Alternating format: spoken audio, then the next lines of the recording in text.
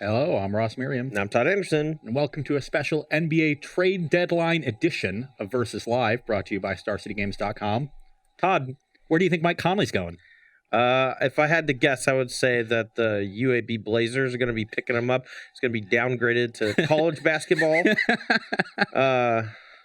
Dude, I don't know what you're talking about, honestly. The NBA trade deadline is at 3 p.m. today. Cool. Mike Conley is linked to the Utah Jazz. So if anybody gets any news about that, type it into chat so I can find out. Because we're doing this live. Yeah. Right now. That's not a joke. Please Breaking news, LA sends a dozen picks for Anthony Davis. A dozen first-round picks for Anthony Davis. And the entire roster except for LeBron James. Yeah, they keep LeBron and Anthony Davis 2v5 every week. Okay, we are actually going to be playing some Magic here today. Come on. We've got an open this weekend in Dallas-Fort Worth.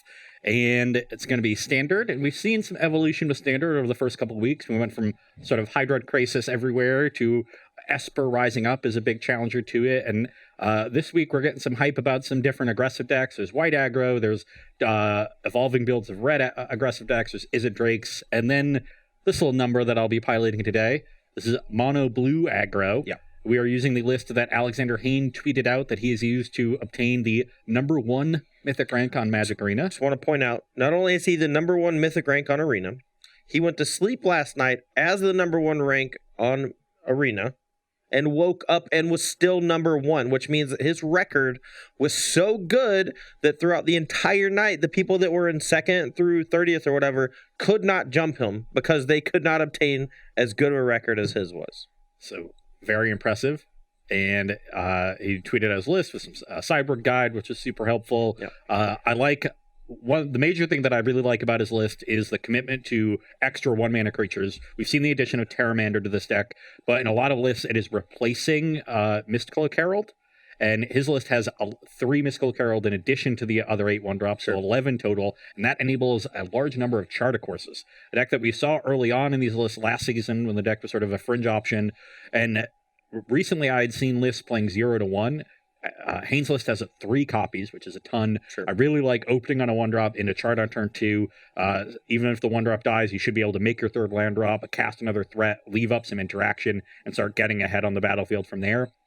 And then it just makes the sort of quote, the deck's quote, nut draw of turn 1 1-drop into turn 2 Obsession plus Dive Down or Spell Pierce to protect it that much more likely. So both of those aspects of the deck I really enjoy. So the thing about the mono blue deck, it's very low to the ground.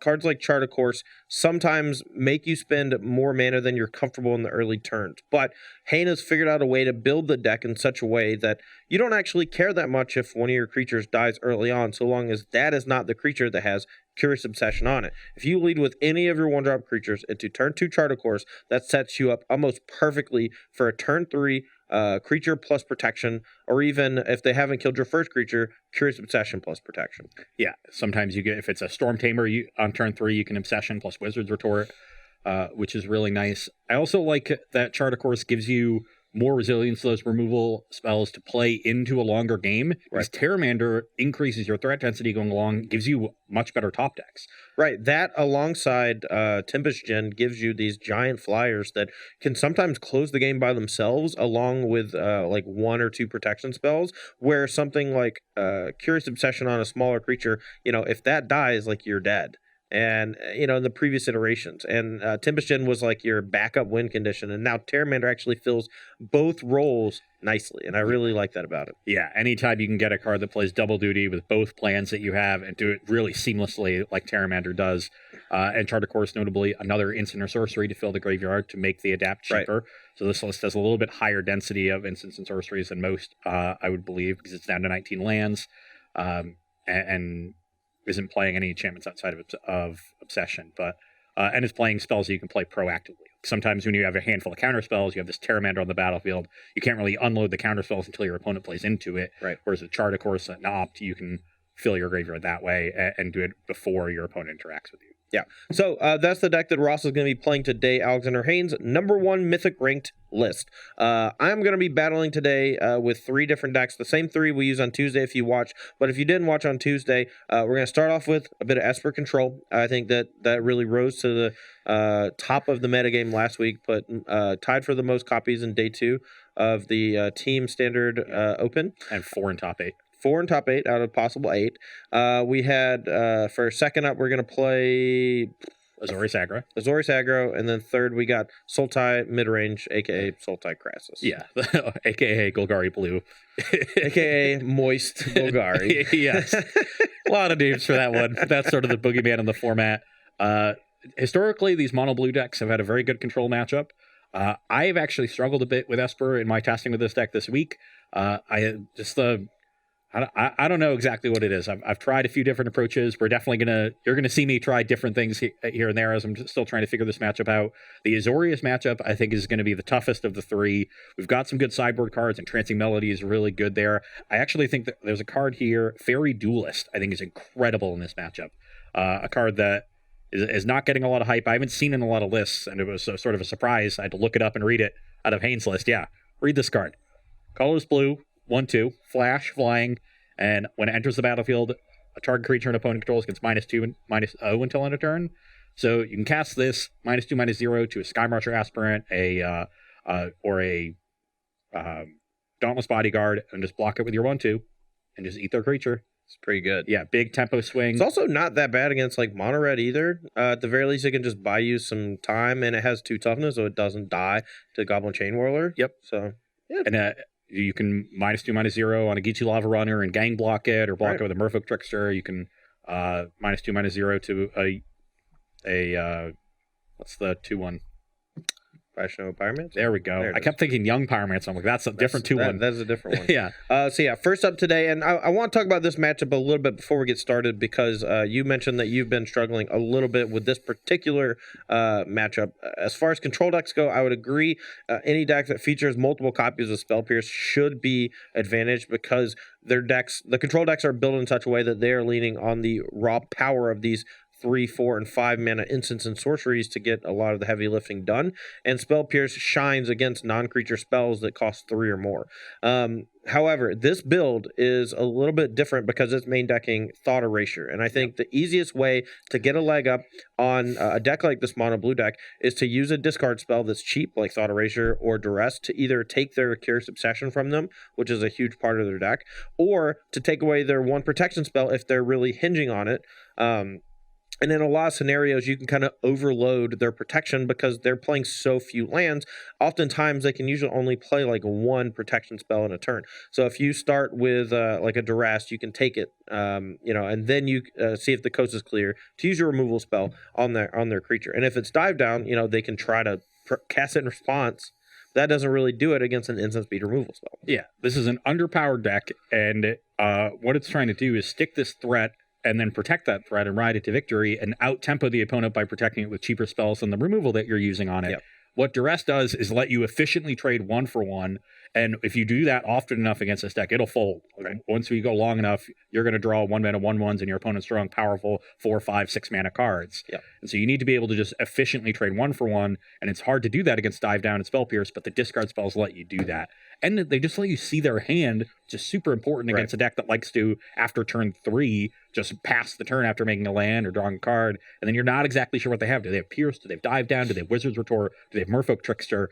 Getting to see their hand. Quench. Yeah, they have Quench. Some versions play, all the different counter spells. Yeah. So well, what do they have? And then you're able to sequence your spells more appropriately and not lose as much tempo. And again, just trade resources effectively, get to that turn 5, 6, and 7 alive, and then use your powerful spells to take over. So I think the switch from Jeskai to Esper, giving this deck discard spells, as you mentioned, is a big reason why the matchup got worse on the mono blue side, but we'll see how it goes. All right, before we get started, let's take a few questions. I know Histeus is not in the chat today. Histeus was on my stream last night and said that they were not going to be able to make it. The rest today. of you are going to have to pick up your game then. Come on.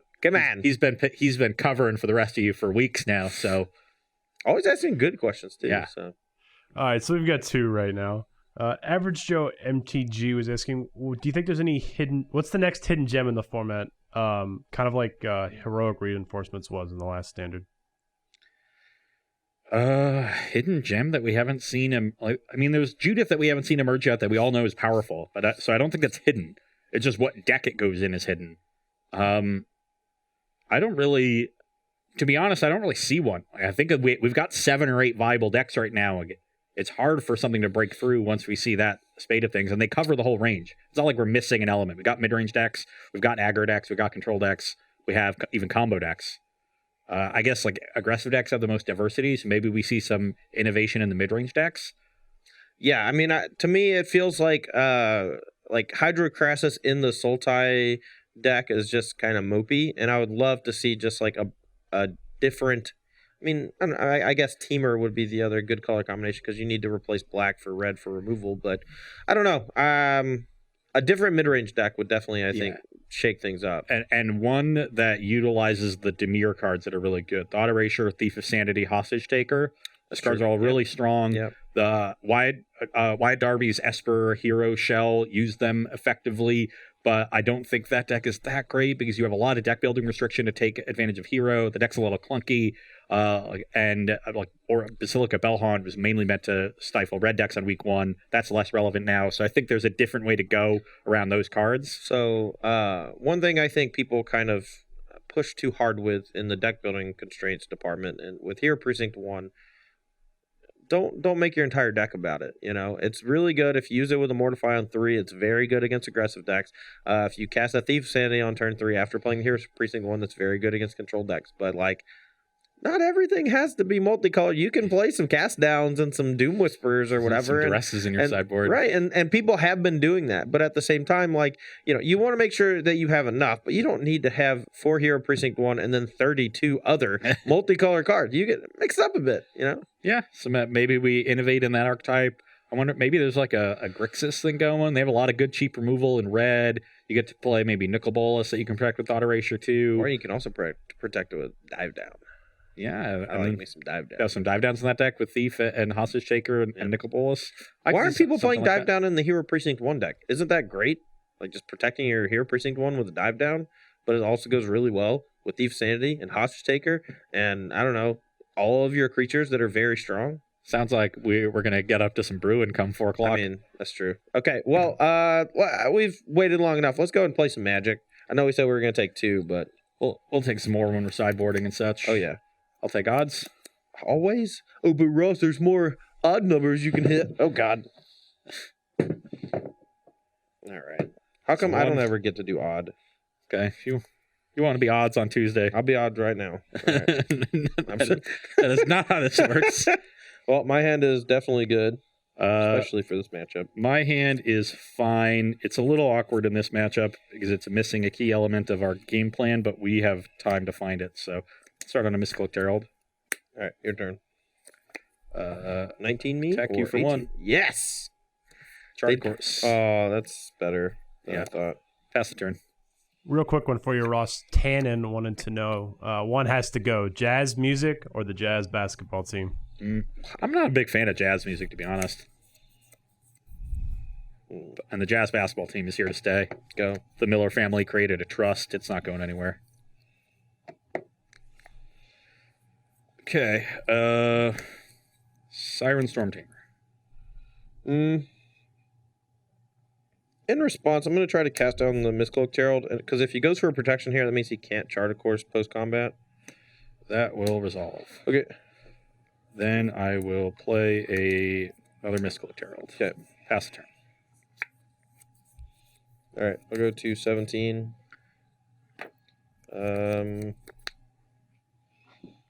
I don't want him to use like a counter spell, I guess. Maybe I do. I don't know. I'll just say go. That could have been better. Show your hand for Rob real fast. He's adjusting the hand cam. Okay.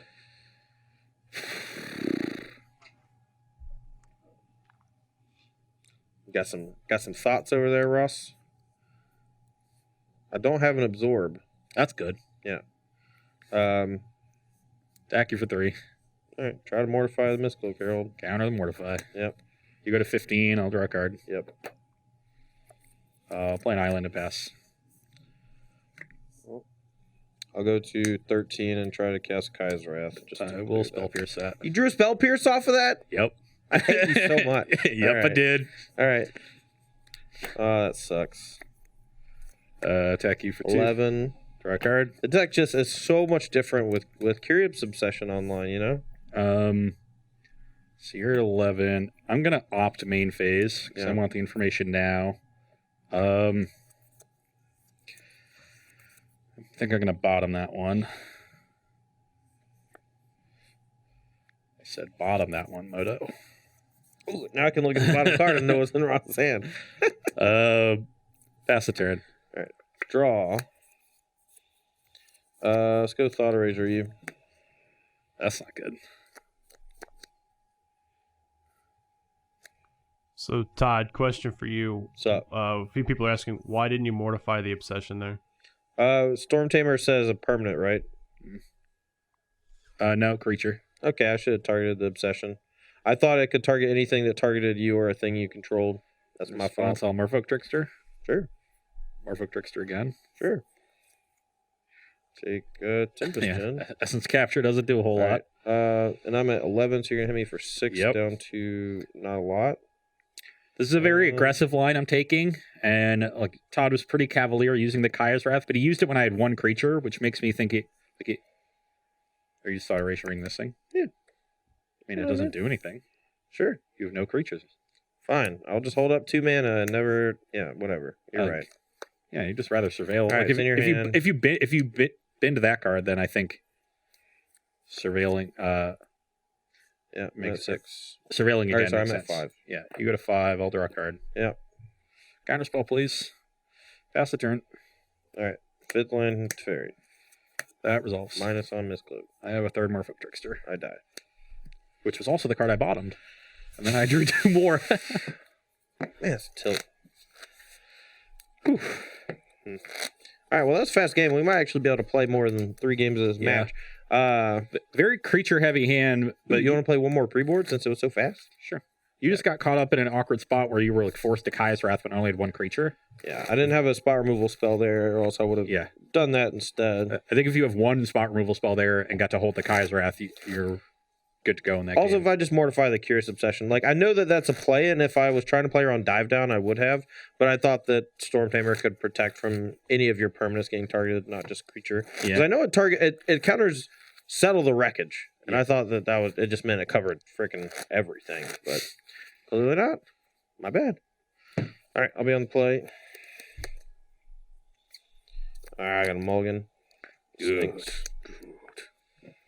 All right, so question while you're mulliganing here. Spoony Mango was interested on what are your thoughts on Chromium versus no Chromium Esper control?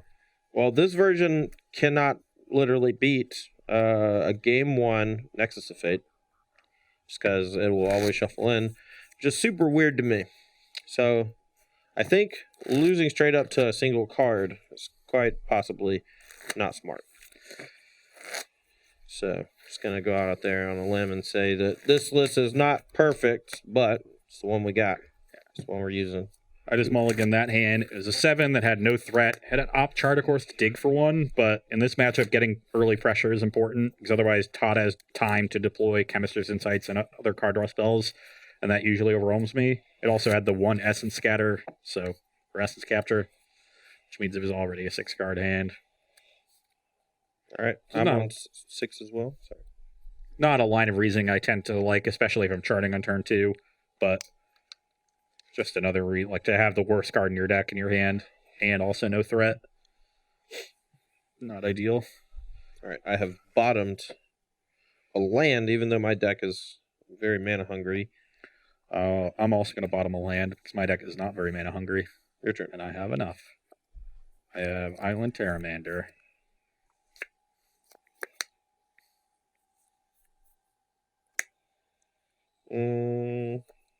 Kill it. Also in trade news, Ross, Miritich went to the Bucks. Yeah, that went live right before we went live. For not a lot. Stanley Johnson and John Henson or something. One of their expirings.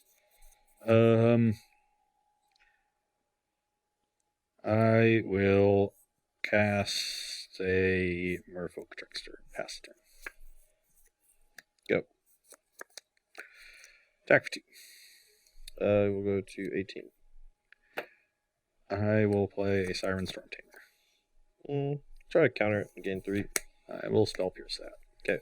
Pass turn. I will shock and Kai's Wrath. That's not good. So here's the thing, and this is a point that I want to make very clear. I do not care about this card getting countered. What I cared about was Ross burning a Spell Pierce. And if he doesn't Spell Pierce and that resolves, I don't have the Kai's Wrath. I get to go about with the rest of my game plan. So I literally walked the dog, so to speak, where I made Ross do a thing that was advantageous for me. But if I don't counter that Absorb, though, you like gain 3 life. I just have the 2/2. Agreed. I'm not getting anywhere. No, I understand. It's a Pass. basically like some people would not cast the Absorb. Yeah. Right. But I think casting the Absorb, even though you're going to Kai's Wrath, or probably Kai's Wrath if it doesn't work out, it's just important. Dot Erasure. Sure, go. Assuredly, Todd was taking that card out of my hand, so might as well deny him the information and the Surveil. Okay. Do it again. You got a blink of an eye. All right, we'll put the Teferi in the yard because we don't have the land for it anyway. Your turn. Okay. Attack for 1. 15. Pass the turn. Go. Attack for 1. Inside combat, I'm going to Vraska's Contempt before you attack. I will sack the Storm Tamer to counter the Contempt. That'll prevent Todd from gaining 4 life. I want to do that so he can't chart a course and draw 2 cards. Yeah. Play a Terramander post-combat. Sure. How many instant sorceries? I have 3. Okay. Pass the turn. Land. Let's go ahead and main phase it. So you can't Wizard's Retort. Resolves. We don't really want the land, so we'll keep these 2 on top and draw 3. It's your turn. Not good. I agree.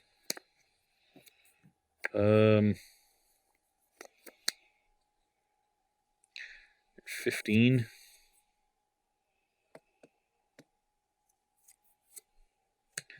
Tap this thing, get you to 10.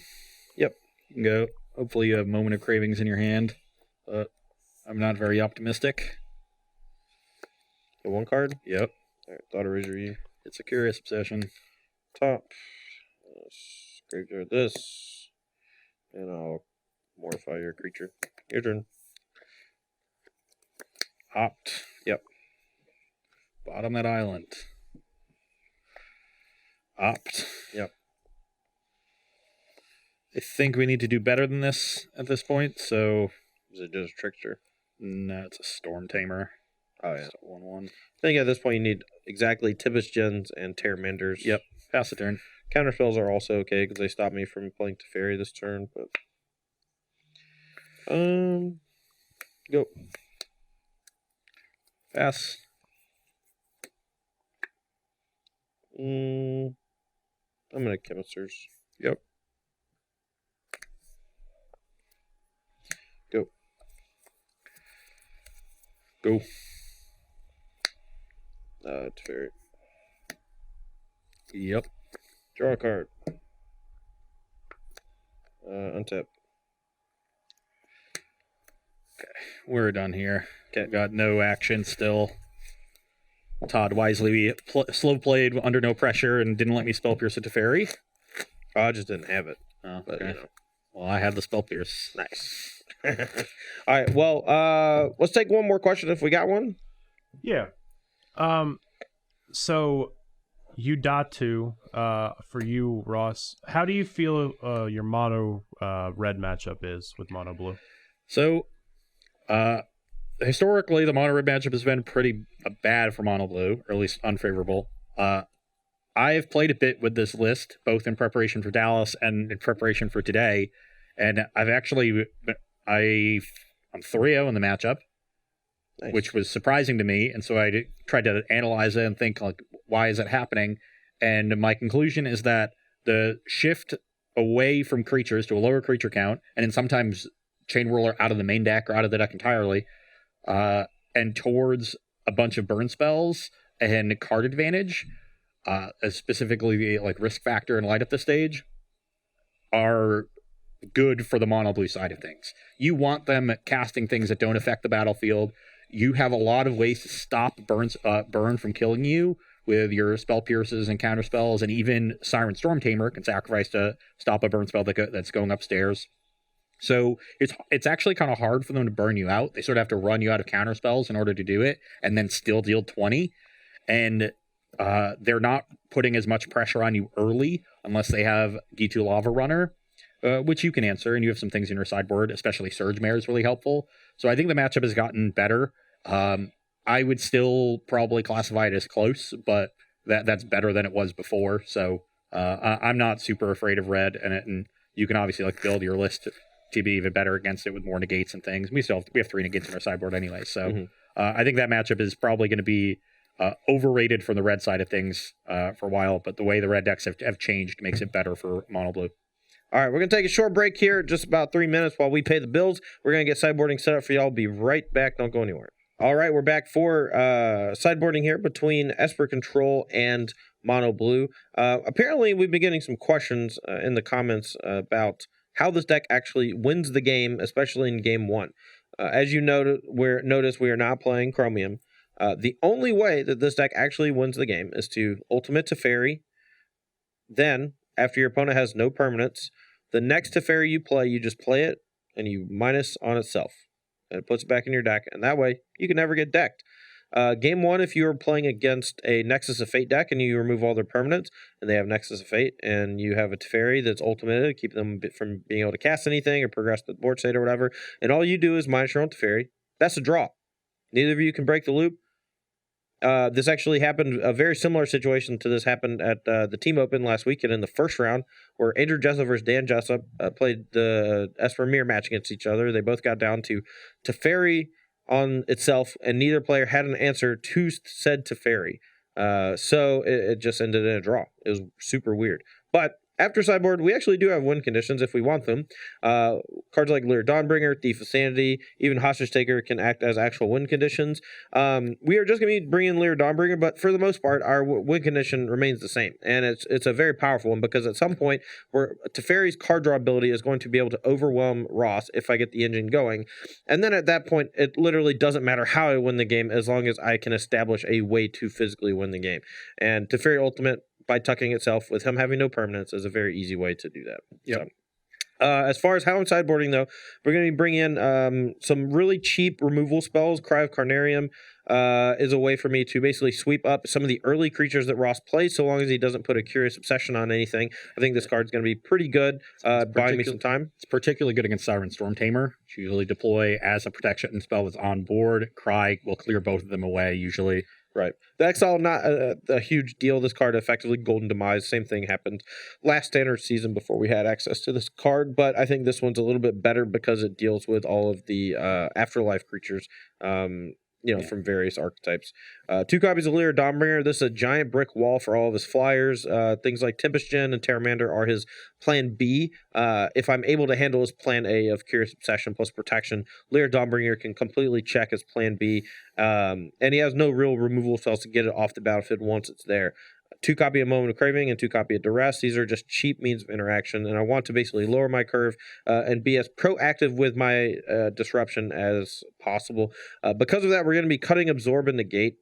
These force me to have, roughly 5 to 6 mana up at any given time to play a removal spell plus a protection spell. And I don't think that that's somewhere where I can afford to be in this matchup, especially in the early turns. While Negate can protect me from an early Curious Obsession if Ross doesn't do it on the second turn, I think the longer the game goes, the better Negate gets, but it's so bad in the early turns that I can't afford to have it. Absorb, especially on the draw, a very similar thing where I'm basically just sitting on my hands, but once Ross has established a creature or two, all the counter spells in the world are never going to save me. I'm just going to get beat down by a bunch of cheap things. And then 2 Search for Azcanta. I don't think Ross may disagree with me on this one, but I don't think Search for Azcanta is a thing that I can afford to cast in the first few turns. I need to be Moment of Craving, cast down Duress, and if the longer the game goes, the harder it becomes for me to want to cast Azcanta, because I have to take a half a turn off to do it. But yeah, we'll see. I've been generally impressed by Azcanta relative to some of the other card engines, just because it's 2 mana.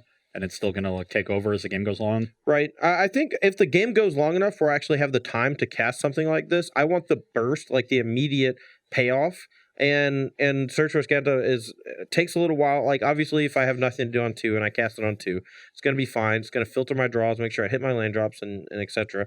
But I think that once we get to like top deck mode or whatever, and we're both like looking for something, precognitive perception, just significantly better. Yep.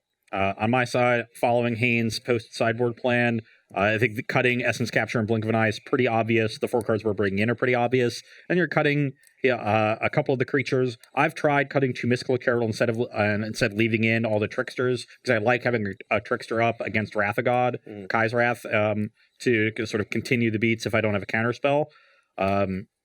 And oftentimes when you get them low, you can like send a creature, force them to tap out for Kai's Wrath, and then hold up Trickster. So I've liked that to some extent. So you might see me go and cut another Mystical Herald, but like having a low curve in this matchup is also really important, especially when you're trying to establish Curious Obsession. So I understand wanting to keep more 1-drops in as well.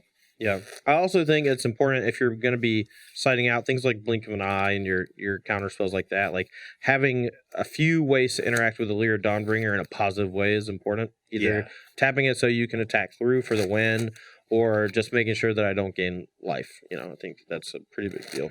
Yep. All right, let's field a couple questions while we're shuffling. All right, we got one here from MTG Colin. How do you feel about playing both Chemist's Insight and Precognitive Perdition in the same deck? And also, why are you playing Cry of the Carnarium over Golden Demise?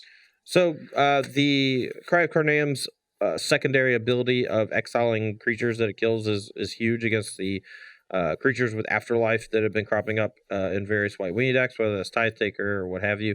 Hunted Witness is seeing a little bit more play than it has in the past. As far as Golden Demise is concerned, you want to play Golden Demise in a deck like Sultai, where you're going to be deploying enough permanents to actually get the City's Blessing. In our deck, we're not getting the City's Blessing, so that, and also we don't have creatures of our own that hits other than the sideboard Thief Sanities, which don't usually come in a matchup like this, because Ross's cards off the top of his deck aren't part of my game plan. Like, if you're playing a mid-range deck versus a control deck, the Thief Sanities are nuts because you get to steal their counterspells, you get to steal their card draw, and those are types of things you want when you're hitting your opponent with Thief of Sanity. But if I hit a 1-mana unblockable or a dive down, like, these cards are not really what I need to be doing in the matchup. So, all right, you lost game 2, so this is game 3. And my hand here is great. Yeah, mine's pretty good. We'll keep it. I will play Mystical Herald. All right. I'll play Watery Grave. Tapped. I will play a... Oh, come on. Curious Obsession. Yep. Attack you for 2. Yep. Draw a card. Go. Do you have the auto delete where I just can't win anymore even if I have a removal spell here? I don't have it, but I'm going to Thought Erasure you. I will Spell Pierce your Thought Erasure. Wow. It is a very good draw. Yeah, that's what we call the combo. Yeah, and this is like a part of the deck that just cannot be mimicked really from any other archetype, where you get to have this engine going. I assume you're done. Yep. Where basically no deck in the format can do much about it. All right, your turn. I think that's one of the reasons why people think mono red is a good matchup or a bad matchup for the mono blue deck, because it has 4 shocks, 4 Wizard's Lightning, Lightning Strike, things that can actually check their nut draw. But in actuality, they can play enough defense with things like Terramander and Tempest Gen that, and the cheap counterspells actually end up being quite good. Like Spell Pierce becomes quite good, Dive Down is quite good at both modes. Yeah, I got a 13 draw card. Yep, pass turn. All right. Hope you don't have an actual counterspell. We're gonna go Kai's Wrath. I will negate that. Yeah. We could go for Vraska's Contempt, but that just lets him use Storm Tamer, and then we're in the same boat. So I'll play a Trickster. Yep. Yeah, this hand is nice. Obsession this. Attack you for 6. Yep. You got a 7, draw a card. Mm-hmm. Draw a card 2. And draw a second card, yeah, you're right. So you're at 7 right now. Mm-hmm. I will pass the turn.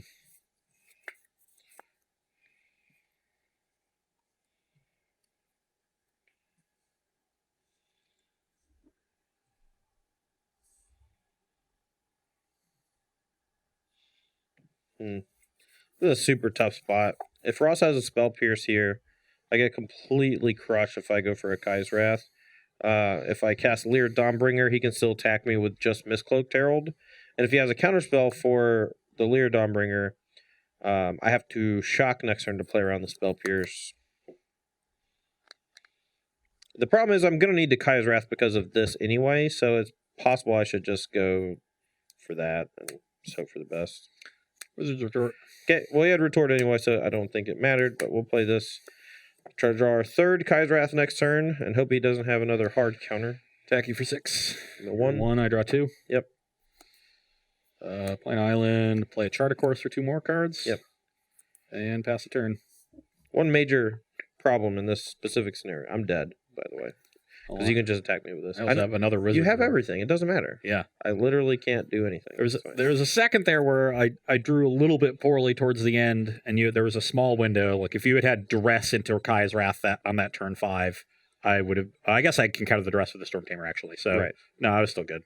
Storm Tamer is good. Yeah, Storm Tamer is great. I think that is a great showing for the mono blue deck, and this is the high side of their draws. Yeah. They go turn 1 into creature into turn 2 Curious Obsession plus a 1 mana protection spell. Hain has actually shrunk a little bit on those protection spells. They used to play 6 or 7, and now they play.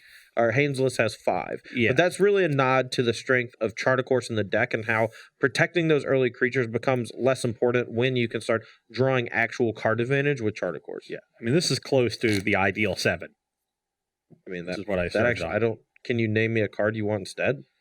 I mean, there's some matchups where you'd rather have a Dive Down on the Spell Pierce. Post sideboard against Esper control. Give me a better 7. Maybe you have Terramander instead of Mistcloaked Herald. Oh yeah, actually, I would have cast Leer Dawnbringer on that last turn, and then you would not have had an unblockable creature. Well, I would have had I still had Wizards for it. Shut up. I was playing for day 2 of the team open last weekend, and I'm playing against Burn with Izzet Phoenix, and I get to my opening 7, and I'm on the play, and I look at it, and I thought for a second, and I just thought, I'm pretty sure this is the ideal 7, and then I realized that it had Spirebluff Canal Island instead of double Spirebluff Canal, and that was the only imperfection. The rest of it was like Lightning Bolt, Manamorphose, Looting, Double Phoenix. Great, it's perfect. Yeah. All right, we're gonna keep my hand even though it is not good. That's good for me. Ooh.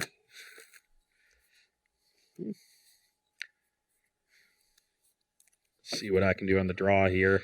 I think I'll win this game if I draw a land every turn for the rest of the game. But I will lose if I don't draw a land. I'm pretty sure my life total is never changing. I guess you have Lyra post board. Yep. Is this a 7 I can keep? Go from the ideal 7 to this. I think this hand is just too awkward. Like, I have some ops to dig for what I need, but I need too many things. Hey, you want to mold 7? Because I don't know if my hand is very good. I'm gonna go to 6. Oh, I want to go to 7. I want to see how this deck plays on Mulligan. Okay, how about we both go to 6? I think this is better than most 6s. Like if you take away any of these 3 cards, I think that these 4 cards are great, right?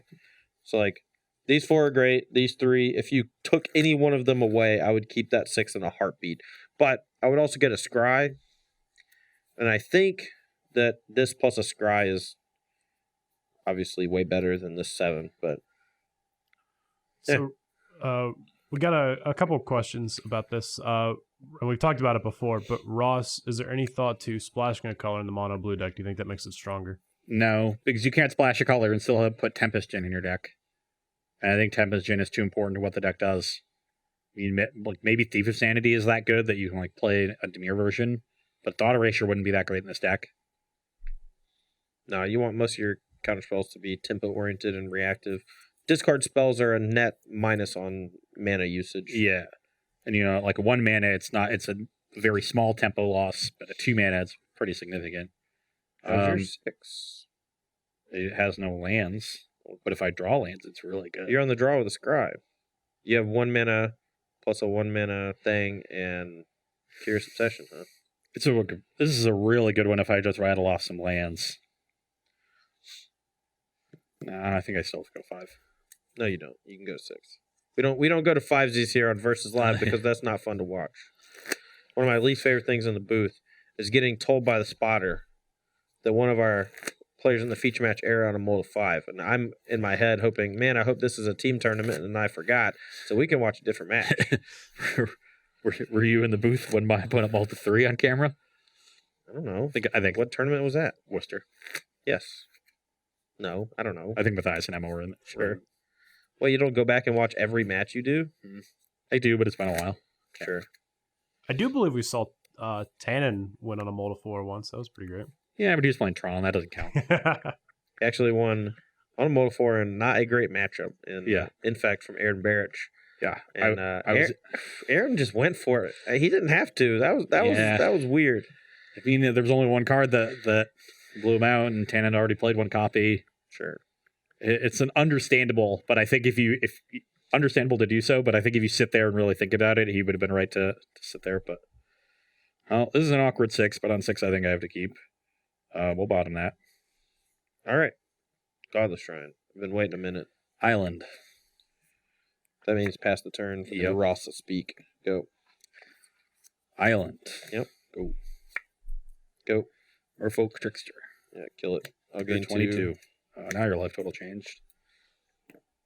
My life total always changes. Your life total doesn't change. Oh yeah, you're right. Big doom. Big doom dooms. I'll play a Terramander and pass the turn. Let's go 20 pass turn. I don't like that. Don't like that one bit. Attack for 1. Yeah, I'm gonna go to 19. Chart of course. That's fine. Draw 2. I guess in the middle of that, I'm gonna Chemisters. I don't want to get Spell Pierced. So, Chart of course on the stack. It's fine. Pass. Untap. Draw for turn. Go. No, pass. Untap. I'm gonna play this. Go. You had 1 man up. Look, man, I forgot it was in my hand, okay? My hand is literally just 4 removal spells, and at Teferi I didn't want to get Spell Pierced, and then I forgot that I had Lear Dawnbringer hanging out that you can't possibly beat once it's on the battlefield. Yeah, great. Duress you. Yeah, it's a lot of cool stuff over there. This is a pretty good hand against Duress. I'm actually happy to see that, rather than just 2 removal spells that cost 3 and 2 mana. Still can't beat Land Mortify or Cast Down. And even if Todd has 5 lands in his hand, this game is going to be tough to win. All right. Take the Wizard's Retort. A Wizard's Retort. All right. Now cast down the Tempest. What did I just say? I don't know. I don't pay much attention to what you say. Attack for 5. 15, 24. 24. Done after that? Yep. Attack for 1. Sure. 23. Chart of course. Sure. Go. Attack step. Yep. 10 to 28. Your go. Ross, Brennan would like to remind you that you get to play with cards you own and not just ones you found in the draft table. This mono blue deck might be super cheap, but it's also not good. Curious Obsession will resolve, I guess. Before tax, just in case you don't want to fight over this, I'm going to go for a Moment of Craving. You can double Spell Pierce this, or just Wizard Retort it.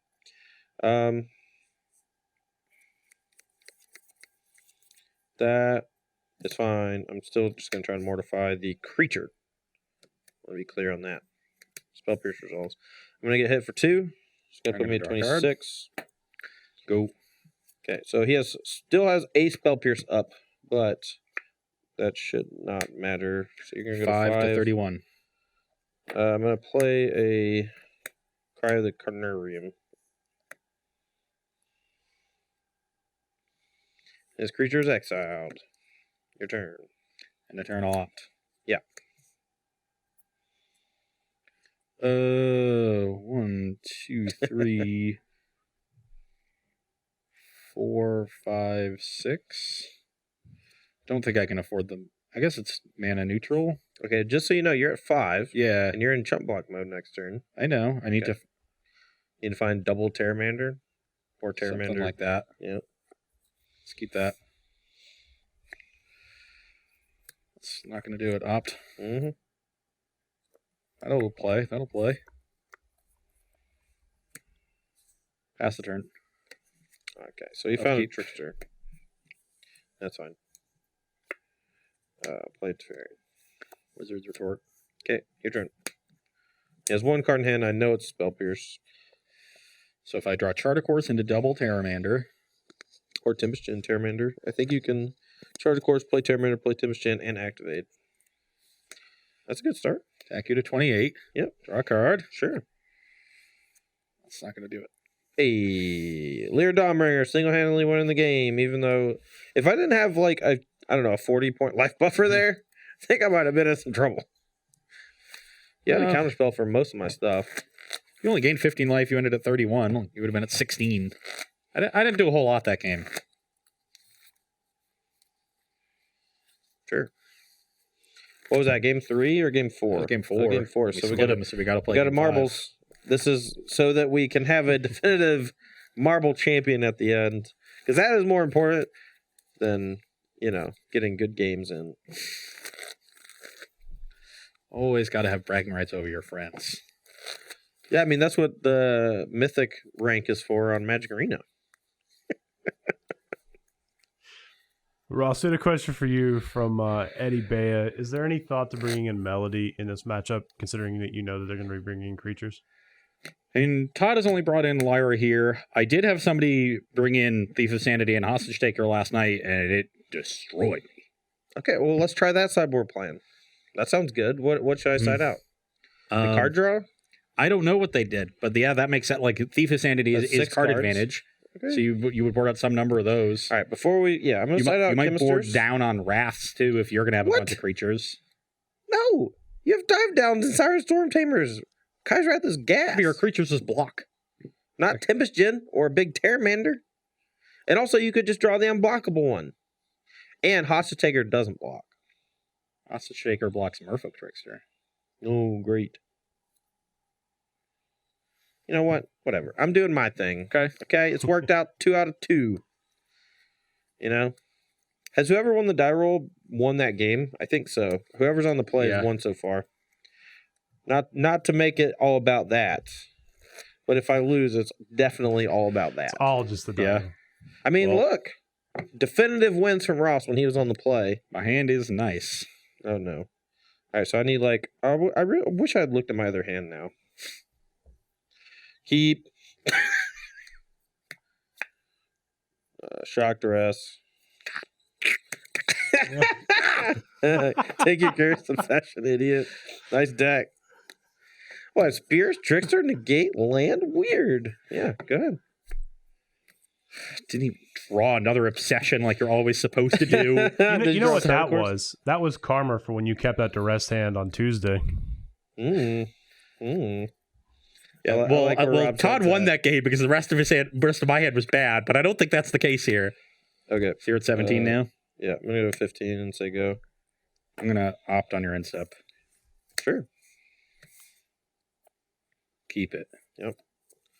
Upkeep. Oh. I'm going to go for Moment of Craven on your Storm Tamer. Sure. Go. Sure. So you have a Spell Pierce up. Yep.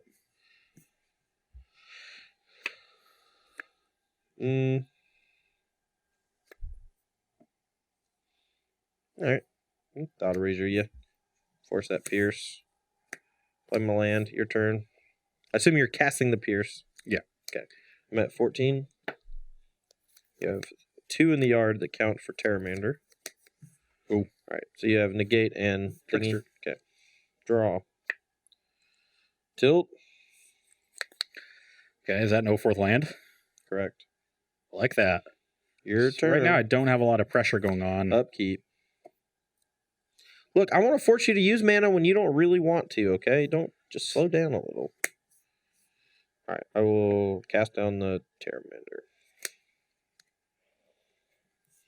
I'm at 13. Play another Terramander. Yeah. You can go. Draw. Your turn. Upkeep. Moment craving the Terramander. I go to 15. Need to find something to put some pressure on. Attack for 1. I think you should have just cast that Trickster a while ago. If you're not going to be countering my stuff. At 14? Yep. Yeah. Your turn. End the turn, Trickster. Yep. Attack. I'm at 11. Chart of course. That's a good one. I thought so too. Why are you being so weird right now? You can go. You're like mad. You're just like actual mad. Your turn. Upkeep.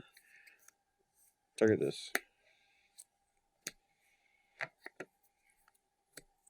Yep. Attack for 2. You're at 9. Yep. Draw a card. You can go. Go.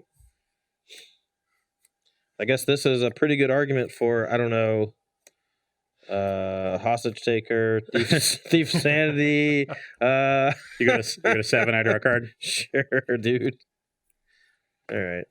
Storm Tamer, Tempest Djinn. Yeah, you would. Got it. Yeah. I had to play in a weird way because of the negate. I don't know if I should have just kept waiting, but he was putting me under a bit of pressure with, just Trickster plus a 1/1. Plus, not drawing my land in a couple spots really hurt me. The 4th mana on the 4th turn would have been huge because I could have gone for a double removal spell against the Spell Pierce. I also could have just held up instead of going for it in weird spots. Which would have forced Ross to use mana on his own turn instead of mine, which could have opened up a window for me to stick a Teferi at some point. But I never drew the 5th mana anyway, so... It's possible when you go on the creature plane, you cut down on Teferis too to slow your curve. Yeah, maybe. It's definitely a good argument if your opponent's bringing in negate. Just having creatures in general is better. Yeah. But, I still don't think Thief Sanity is all that good here. Like, it would have been a blocker, sure. It can block flyers. Also, just like pressuring me and finding my own Tempest Djinns, finding my own Spell Pierces for Tempest things. Djinns is 0/4. Like, it's not. Sure, it's not like everything. Yeah. Also, you have a basic island in there, right? There it is. There's the salt. There's the rub-ins. Dude, you won. You don't got to be like this. I'm just saying that my opponent did it to me. They played Thief of Sanity down turn 3. I looked at my hand with 2 negates and a Spell Pierce, and I was like, well, the game's over. That's certainly, like a real thing that Thief Sanity does kind of change how your opponent plays the game once it hits the battlefield. And against a deck with no removal, just having this like 2 mana or 3 mana 2/2 flyer kind of draw engine, even if it's drawing bad cards, it's still drawing cards, Yeah. So I don't know. That's definitely something to keep in mind. Smarter people than me have likely already figured this matchup out. This is literally my first time playing Esper Control against Mono Blue with this new builds of both. Yeah. And we were 2 and 3. I personally, from my side, I think if I had just sideboarded a little differently, maybe I would have had a shot. So, like, we actually were really close to boarding in the 4 Thief and 2 Hostage Taker for the 2 Precognitive Perception and the Chemist's Insight. And if I had done that, I would have just had any of those cards instead of Precog on turn 3 when I did nothing. And it would have been better. So. Yeah, it would have made a huge difference. At the very least, like the worst case scenario is it gives you 1 extra turn to find a land for Lyra, which probably would have destroyed the end of the game. Yeah. All right. Few questions, I guess, if anyone has any. All right. For yeah, this we've got some here. Okay, good. First one is about from D Parsons 22. If you were going to play a Mardu deck right now, do you think a more controlling version is the way to go, or do you think an Aristocrats version?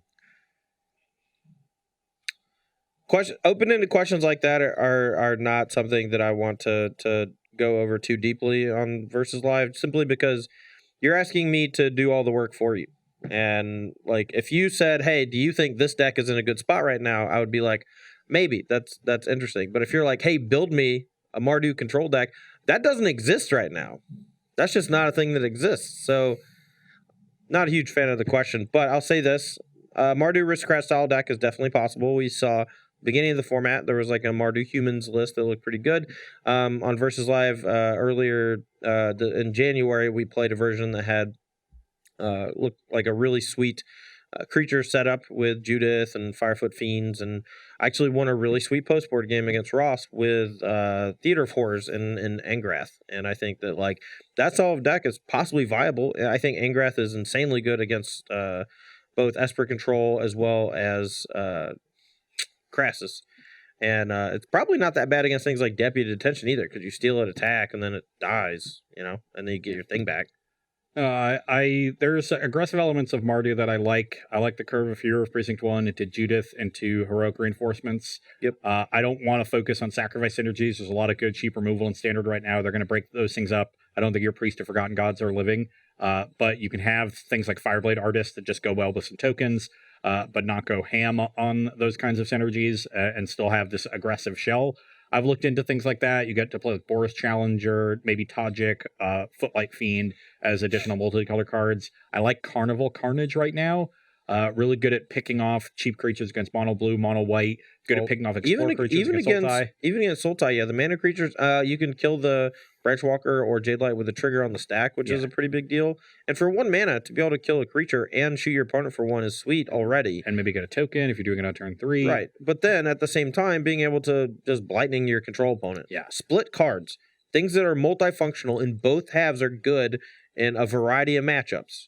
Are great cards. Yeah, and in this deck, it's particularly important to have cards like that because you're playing an aggressive deck. You're going to have a low curve so that you can curve out as often as possible. But in order to gain that consistency with 3 colors, you need to play more lands than you otherwise would. That's why we've seen the aggressive decks skew towards monocolored in the multicolored formats because they're the decks that get to play an appropriate land count. Mono blue plays 19 or 20. Sure. White weenie plays about 20, and red's around there too. But these Mardu decks are going to have to play 22, 23 lands in order to hit their colors properly. So you need a lot of ways to use extra mana in games that you draw a few extra lands than you otherwise would. And having these split cards that are functional when you're curving out at 1 mana, but also quite good at 4 mana. Things like Carnival Carnage and then the Boris one, Intervention, the Pump Spell or Lightning Helix. Oh, sure. I don't... Invert Invention? No, that's not it. No.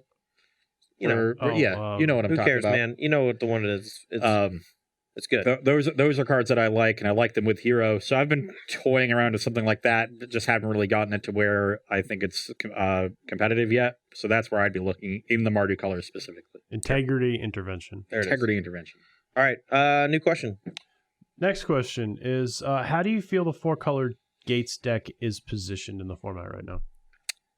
I think it's not great against Esper Control, but it's insanely good against Sultai Crassus, and it's probably a little weak against the Azorius Aggro decks just because Negate out of the sideboard and Disdainful Stroke are so good. Gates Ablaze is an insane magic card, and Circuitous Root kind of pulls everything together. Guild Summit effectively acts as your big burst of card draw, and over the course of the game, even after the burst of card draw, just can give you card after card after card to make sure you don't really flood out. Once the engine gets going, it's one of the most impressive decks I've seen in a long time. Yeah. But the problem is if your opponent goes under you, or if they systematically dismantle you, either of those things, your deck's just not going to function. You don't play Magic on the same wavelength as other decks. Yeah. I think the Gates... I'm a little higher in the Gates deck, I think, than what you said. I think it's better than Esper than you're giving it credit for. Sure. Certainly good against Sultai. I'm worried about decks going under it. I think it's pretty bad against Mono Blue, which is picking up this week. I think it'll end up being pretty bad against Mono Red as well, unless you have a bunch of like the Angel and the sideboard maybe. But that's... I mean, sometimes you don't get to cast that until like turn 6 with a Growth Spiral because all of your lands enter the battlefield tapped. So, I mean, while it can save you from the brink of disaster, I think all of your lands entering the battlefield tapped just means that you are flirting with danger from the start. Yeah. And you're doing that against every single aggressive deck. So I think that's where that's problematic. I think the Gates deck would have been a really good choice for the team open last weekend, given how much Esper and Sultai showed up. There were quite a few of those Gates decks in the tournament. I know me personally, I typed up 3 or 4 for the day 2 metagame. They weren't all the same builds, but they were... there were some that played the Wilderness Reclamation Explosion versions. There were some that focused on the Gatebreaker Rams and the Colossus and things like that. And I mean, maybe it was just the 2 or 3 that I typed up, and those were the only ones that actually entered day 2. We didn't see it make it to the elimination rounds, I don't think. And I think there's a reason for that, though. Okay. Well, I think it's a viable deck. I'm not sure if it's like the best option for this weekend. But if it's your jam, go for it. I mean, much like the Nexus strats and the mono red strats, it fits very well on the polar end of the spectrum as far as the types of things that interact with it on a positive way. And if you're playing in best one in arena, I think it's nuts for whatever that's worth. Once people get sideboard cards, much like reclamation decks, or mono red decks, your deck's going to get worse when your opponent has life gain against you if you're mono red, or if they have a bunch of counter spells against you when you're a slow kind of sorcery speed, big heavy swinger deck. So, all right, we are going to take a break here. We got to pay some more bills. We're going to get set up for the second match between this mono blue concoction that Ross has brought to the table. This is the #1 mono blue deck as piloted by Alex Hayne on Magic Arena. It looked really impressive so far. It has really powerful draws. We're going to see how that matches up against Zor's Aggro, I think, in the second match. So stay tuned for that. We'll be right back. Don't go anywhere.